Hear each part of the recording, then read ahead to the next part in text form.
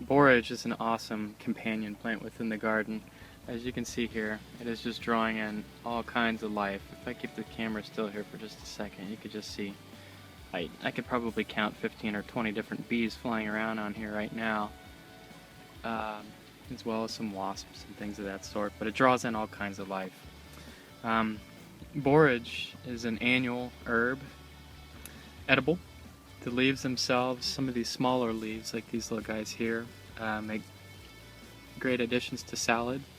Some of the bigger ones, which you get down in here, you kind of get into more of what is used for greens, like a collard green or anything like that. As they become a little bit older, they get bitter. The taste and smell is very similar to cucumber, which is the leaves themselves are actually also high in gamma-linolenic acid, which is GLA.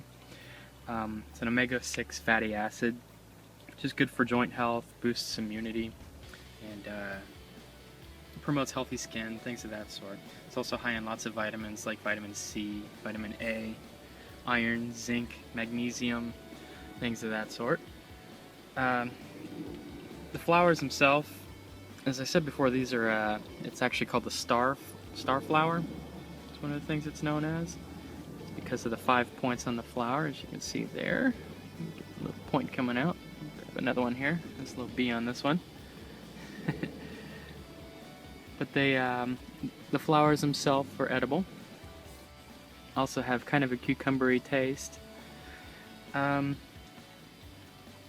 The flowers themselves, actually, one of the things I find kind of interesting is they're one of the very few edible blue substances, naturally occurring blue substances on Earth. I mean, of course, you'll think of things like blueberries. There's like the blue potato and blue nasturtium. It's in a very short list of plants. And borage is also an excellent companion plant for plants like tomatoes, spinach, brassicas like broccoli, cauliflower, and even various legumes and beans and things of that sort, your nitrogen-fixing plants. One of the biggest benefits for borage, besides obviously being edible, is that it attracts pollinators. Borage it's quite a sprawling plant. I mean, as you can see, let me get down in here, I'll show you this trunk on this thing, which is just humongous. Get the size comparison to my hand. Let me see if I can get in there. I mean, here's the trunk on this thing. As you can see, in comparison to my hand, that thing is huge. So, borage itself can be quite the space hog in a garden, but it's also very, very beneficial.